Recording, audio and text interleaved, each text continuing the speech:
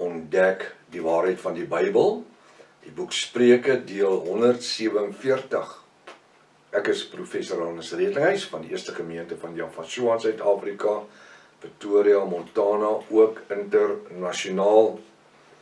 Sou jy belangstel in enige van my boeke wat ek geskryf het? Ek dink spesifiek aan die boek Vasgevang in die Antichrist-Systeem, die Kobbiens boek, wat ek so, presies 25 jaar gelede geskryf het.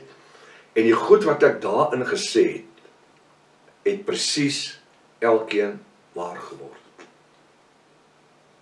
Ons is in die proses van waar ons vandag teenoor 25 jaar terug meer eskatologie kennis het as daai tyd. Hoekom? Want die eskatologie is soos 'n vrou wat 'n kind verwag. Sy groei al groter tot by die geboorte. En dieselfde met die eskatologie. Tot by die wederkoms van Javashua sal die eskatologie nooit ophou groei nie. As jy vir my kom vra hoe die eskatologie gelyk 57 jaar gelede, dan klink dit eintlik soos 'n sondagskoolstorietjie teen wat ons vandag weet. Hoekom? So gegroei. Ons het die internet, ons het die wêreld. Dit is so maklik om alles te sien gebeur oor die wêreld, waar Suid-Afrika baie afgeskeep was voorheen rondom hierdie goed. So die Vasgevang in die Antichrist-Systeem boek is 'n moed. So jy belangstel of enige ander boek of inligting wil benodig, kontak my by ons WhatsApp nommer 0722 367 124.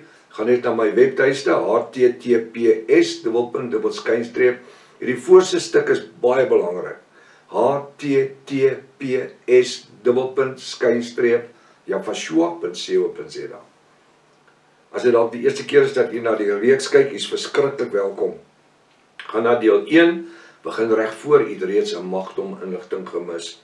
Uiters noodsaaklik dat jy inteken op YouTube, sodat jy al die kennisgewings kan kry. Tannie, ons praat mooi Afrikaans vanmôre, né?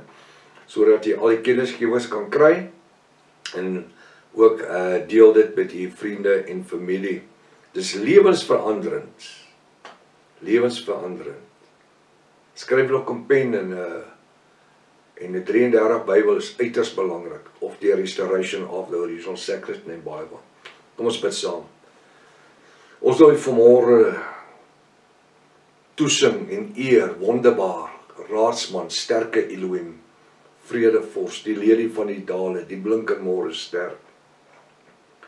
Ons wil u vanmôre al die lof en eer gee, Vader, die Seun en die Ruach HaKodesh, maar ons verstaan hoe dat u funksioneer in een wese in 3 verskillende kerktydperke of gemeentes tydperke. Ek wil bid vanmôre self die woord en gee vir ons sielste mense wat vrugbaar is om te ontvang die brood van die lewe. En dat hierdie brood van die lewe vanmôre benat word deur die waters van die Ruach HaKodesh, sodat ook strome van lewende waters uit ons binneste vloei. Ons bid dit in die naam bo elke ander naam, die naam Javashua, volk van Javashua, halleluja.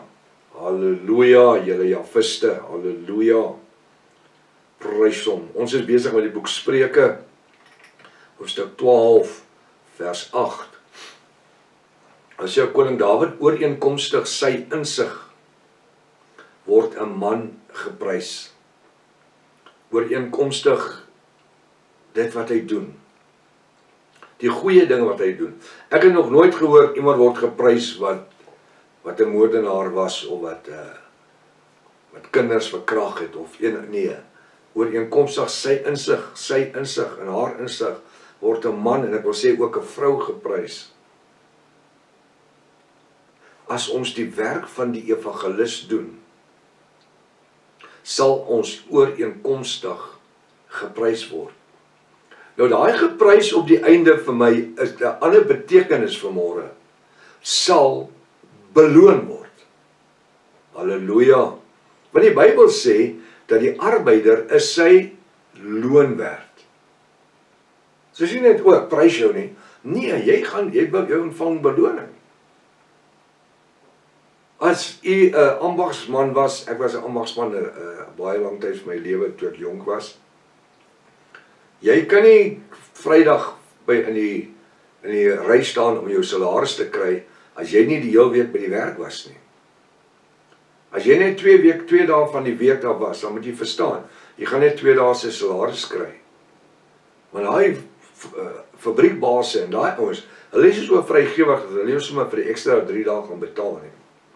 Tensy jy seer gekry het op die werk, of daar 'n baie goeie rede is, en dalk 'n doktersnota gehad wat sê, jy was afgeteken of wat ook al.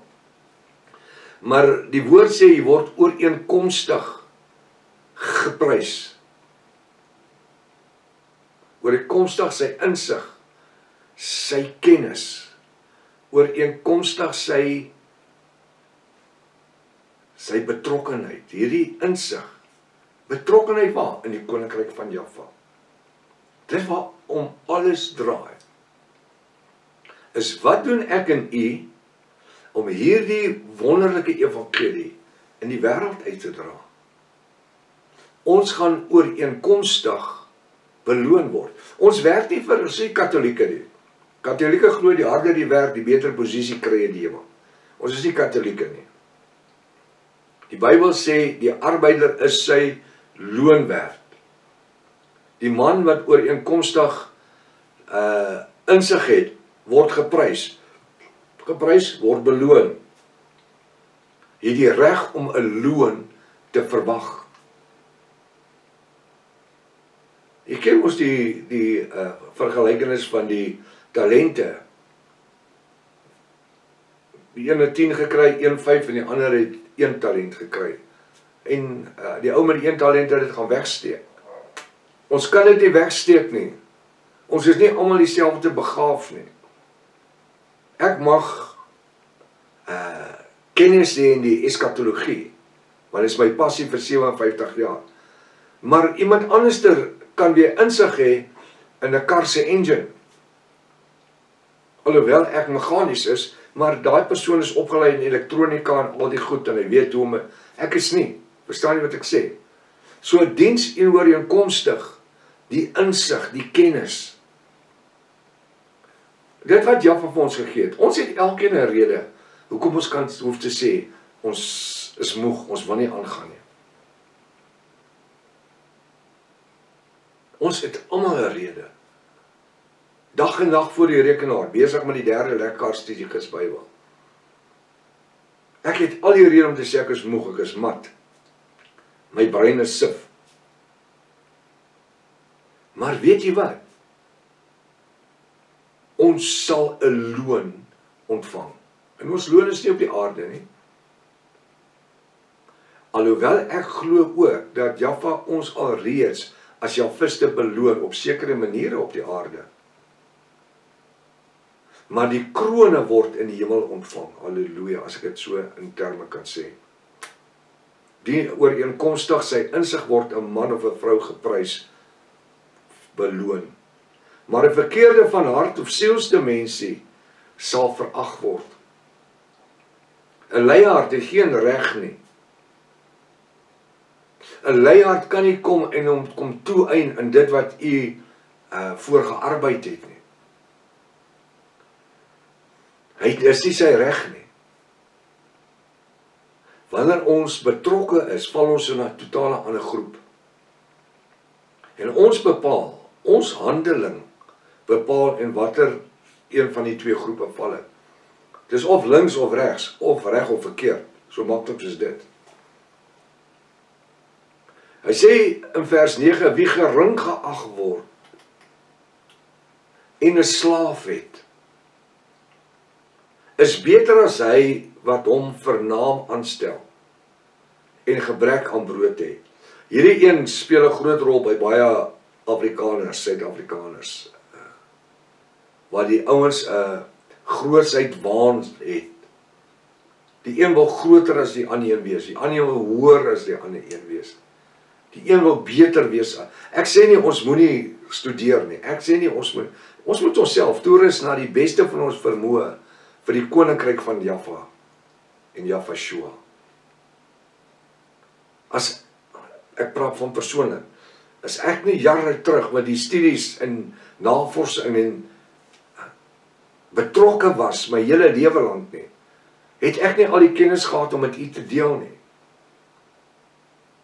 Dan was dit ook maar soos wat die godsdienstige leiers daar buitekant is. Is maar die bietjie wat hulle op college geleer het. Ek wil nou net eens praat van die snert op die universiteit nie. Ja, as hulle self navorsing gedoen het, sou hulle nie in die universiteite gebly het, want hulle oor sou oopgegaan het. So, die woord sê, wie gering geaard word en 'n slaaf het, is beter as hy wat hom vir naam aanstel. Wanneer jy 'n slaaf het, in die Bybelse tyd, het jy 'n verantwoordelikheid gehad, om te sorg dat daai persoon kos kry, en dat hy blyplek het, en dat hy 'n salaris verdien, wat 'n dak oor sy kop sal sit, en wie vir sy familie sal sorg. So, om 'n slaaf te hê, het beteken, dat dit was jou verantwoordelikheid. Hy sê so, wie gering geag word en 'n slaaf het, is beter as hy wat vir naam, hom of haar vir naam voorstel. The great I am. Ek het hulle gesien in die jare wat ek 'n pastoor was. By die konferensies. Vader. Ons het al gepraat van die stywe nekkies. Dis ongelukkig hoe dit is. Dis ongelukkig hoe dit is.